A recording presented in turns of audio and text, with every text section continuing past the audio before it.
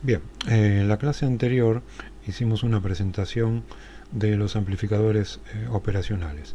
Lo que vamos a ver ahora van a ser varios ejemplos, diferentes configuraciones, y vamos a comenzar con el amplificador inversor, que es lo último que vimos en la clase anterior. Acá estamos entonces con el amplificador inversor con el que dejamos la clase pasada. Vemos que estos tipos de amplificadores tienen una realimentación siempre entre la salida y la entrada. En este caso, como es inversor, estamos utilizando la entrada inversora. La realimentación la vamos a tener entre la salida y la entrada inversora. Acuérdense en que el símbolo menos y más que tenemos marcado acá no tiene nada que ver con la fuente de alimentación. La fuente de alimentación se simboliza con otras patitas que no están acá dibujadas. Este menos significa entrada inversora, o sea que la señal que yo ingreso a la entrada me aparece invertida a la salida, y esta otra señal, esta otra patita quiero decir, significa no inversora. En el caso que yo la señal la hubiera puesto acá, entonces a la salida no me va a estar invertida con respecto a la entrada. Hay millones, o no sé si millones, pero cientos de miles seguro de operacionales distintos según para los usos que se lo quieran hacer. Adentro de los operacionales hay un montón de circuitos con transistores, fuente de corrientes, todos circuitos que vimos antes. A la salida hay siempre algún tipo de push-pull o clase AB. Eh, Todo lo que estuvimos viendo antes se encuentra adentro de este triangulito, adentro del integradito del amplificador operacional. Entonces, lo que tenemos que tener en cuenta, en primer lugar, como para que los cálculos sean bastante sencillos, son dos reglas que nos van a simplificar todo. La número uno es que debido a esta realimentación que hay entre la salida y la entrada, va a hacer que la diferencia de tensión que haya entre las dos entradas sea cero.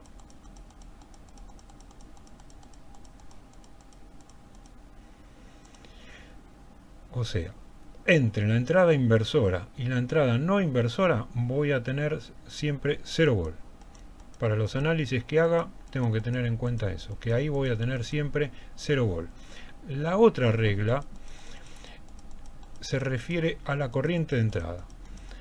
La corriente de entrada la vamos a considerar como que son 0 mA. La corriente tanto la que va por la entrada inversora como la que va por la entrada no inversora. Si bien en la realidad acá no es exactamente 0 volt, la tensión es tan baja que lo podemos considerar 0 volt. Lo mismo que la entrada. Acá son picoamperes. O sea, recuérdense lo que es pico, 10 a la menos 12. Es una corriente tan, pero tan baja, la que va por la entrada de los operacionales, que no se comete prácticamente ningún error si lo consideramos cero. Y esto va a hacer que el análisis de este amplificador, teniendo estas dos consideraciones, va a ser muy sencillo, como lo vamos a ver ahora. Vamos borrando esto.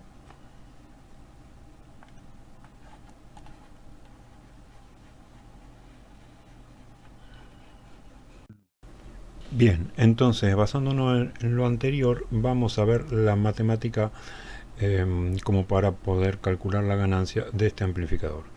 Ya vimos entonces que la tensión de entrada son igual, o sea que la diferencia entre las dos entradas es cero. Lo mismo que la corriente, debido a la alta impedancia que tienen los amplificadores operacionales, la corriente que entran por ahí es cero. Bueno, entonces con esos dos conceptos podemos decir que el voltaje en la pata no inversora es cero, como la diferencia que tiene con la pata inversora también es 0. Entonces en las dos patitas vamos a tener 0. Una conectada directamente a masa y la otra, como no tiene ninguna diferencia con la no inversora, también voy a tener 0. O sea que voy a tener 0 como si las dos estuvieran conectadas a masa. Bien. Lo que tengo entonces a la entrada, que sería BI, eso me define una corriente, que es la que va a pasar por R1. Como yo en un extremo de la resistencia tengo BI y en el otro tengo 0, entonces la caída de tensión sobre R1 va a ser BI. Entonces la corriente, ¿cómo va a ser? Por ley de Ohm, BI dividido R1. Esa corriente que pasa por R1 tiene que ser la misma que pasa por R2, porque para la patita del operacional no puede pasar nada, es I igual a 0, así que se va toda por R2. Bien, esa corriente que pasa por R2, que es la misma que la que pasaba por R1, ¿cómo la calculo yo en función de R2? Si yo sé entonces que la corriente que pasa por R2 es B1 dividido R1, esa es la corriente, lo multiplico por R2 y ya tengo la caída de tensión sobre R2, que sería B1 dividido R1 por R2. Esa es la tensión sobre esa resistencia. Bien, esa tensión, si yo a la entrada tengo 0 volt, por lo que ya vimos, donde está el positivo de R2, yo ahí voy a tener 0 volt. Y a la salida voy a tener B0. ¿Cómo defino yo B0?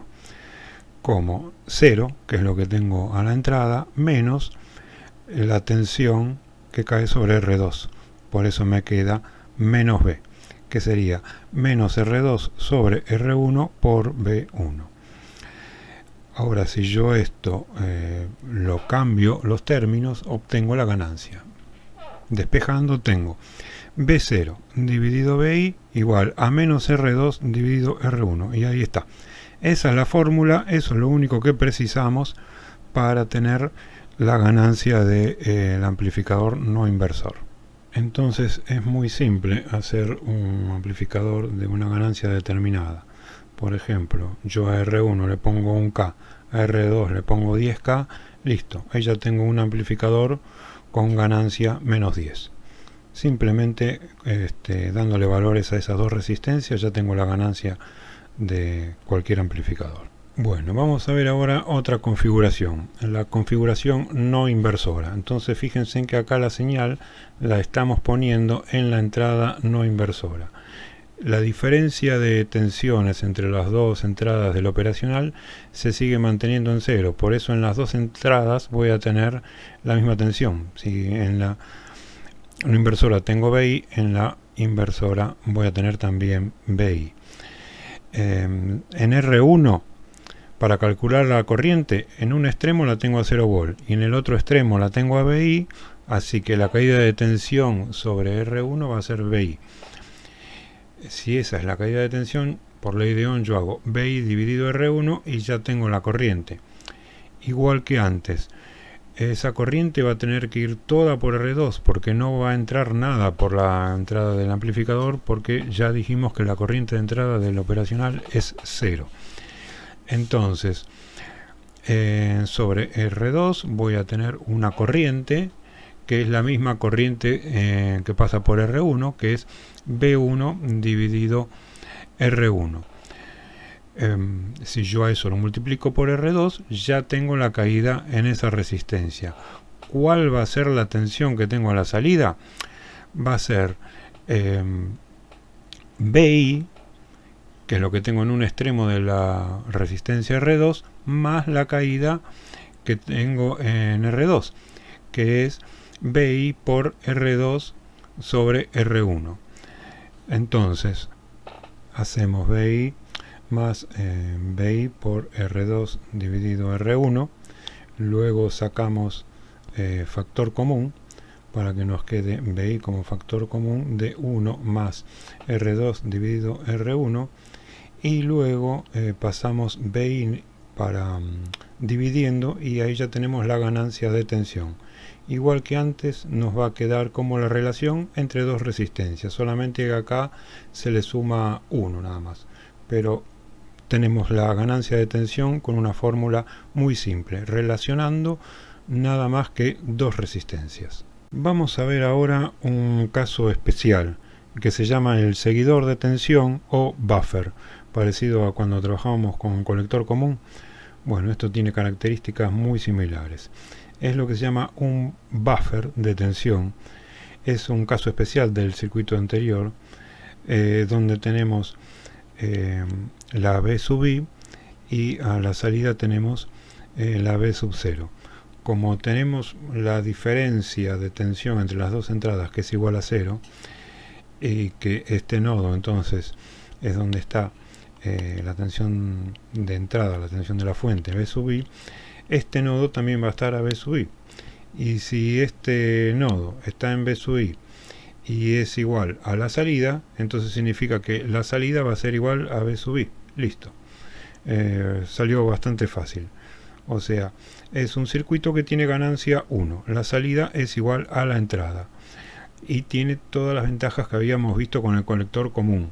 O sea que adapta impedancias. La salida, si bien tiene la misma tensión que la entrada, la corriente a la salida es mucho mayor, porque ya dijimos antes que en este caso la corriente a la entrada es 0 directamente. Pero a la salida no vamos a tener corriente 0, vamos a tener una corriente más importante. Vamos a ver ahora otro circuito que se llama sumador de tensión, basado en la configuración inversora. Entonces nosotros tenemos en la parte inversora, tenemos la tensión donde se nos pone la tensión de entrada, pero en la patita inversora vamos a tener 0 volt, porque recuerden que la diferencia entre las dos patitas es 0, y si yo una la tengo a 0 volt, voy a terminar teniendo las dos en 0 volt. Bien, entonces si yo tengo diferentes entradas, B1, B2 hasta B sub n, todas las que quiera tener, entonces voy a tener también por cada una corriente distinta. La corriente por R1 va a ser B sub 1 dividido R1, en R2 va a ser B sub 2 dividido R2, y así con todas las corrientes que quiera tener. La sumatoria de esas corrientes las puedo hacer así con esta fórmula, B1 dividido R1, y así sucesivamente. Bueno, perfecto. Bien, igual que hicimos antes, entonces con el inversor, el voltaje de salida va a ser 0 volt menos la caída de tensión que hay en RF. O sea que va a ser B0 va a ser 0 menos RF por Iin, que es la corriente que pasa por RF. Eso me va a dar la caída sobre RF. Recordemos que la corriente es 0 la que entra, así que toda la corriente de las distintas entradas va a pasar toda por RF. Bueno, perfecto. Entonces nosotros reemplazamos Iin y lo que vamos a tener es RF multiplicado por B1 dividido R1, B2 dividido R2 y así sucesivamente. O sea que lo que tenemos es una suma de voltajes. Por eso es que se lo llama sumador de voltajes o de tensiones. También tenemos circuitos que restan voltaje. Entonces veámoslo. Esto es una combinación de los anteriores. Bien, en el nodo vamos a tener un divisor de tensión que lo podemos calcular fácilmente, la tensión ahí en la entrada no inversora, que la podemos llamar Bx. Es la fórmula de divisor de tensión, va a ser B2 por R4 dividido la suma de las dos resistencias. Recordemos que la diferencia entre las dos entradas es 0, o sea que si yo en una tengo Bx, en la otra también voy a tener Bx. Entonces lo que voy a hacer es calcular esta corriente I, que va a ser igual a B1 menos Bx todo dividido R1. Y esa misma corriente es la que va a circular por R2, B1 menos Bx dividido R1, y va a provocar una caída de tensión que va a ser igual a esa corriente multiplicada por R2. Por lo tanto, B0, o sea, la tensión que tengo a la salida, va a ser Bx menos la caída de tensión en R2 por B1 menos Bx dividido por R1. Entonces, B0 va a ser igual a Bx menos R2 dividido R1 por B1 menos Bx. Bueno, pero acá vemos que Bx es B2 por R4 dividido R3 más R4. Entonces lo reemplazamos, vamos a tener que B0 va a ser igual a B2 por R4 dividido R3 más R4 menos R2 dividido por R1, multiplicado entonces por B1 menos B2 por R4 dividido R3 más R4, y luego lo que tenemos que hacer entonces va a ser agrupar los términos. Nos va a quedar que B0 va a ser igual a B2 por R4 dividido R3 más R4 por 1 más R2 dividido R1, y todo esto menos B1 por R2 dividido R1. Bien, acá claramente lo que tenemos es un circuito que está restando dos voltajes. Está restando a B2 menos B1, cada uno de ellos multiplicado por una constante diferente. Las constantes serían las resistencias, ¿no? Bien, también tenemos circuitos que pueden funcionar como integrador o derivador. El que está a la izquierda integra y el que está a la derecha deriva. Entonces ya vimos el circuito como amplificador, inversor, no inversor. Eso sería un multiplicador.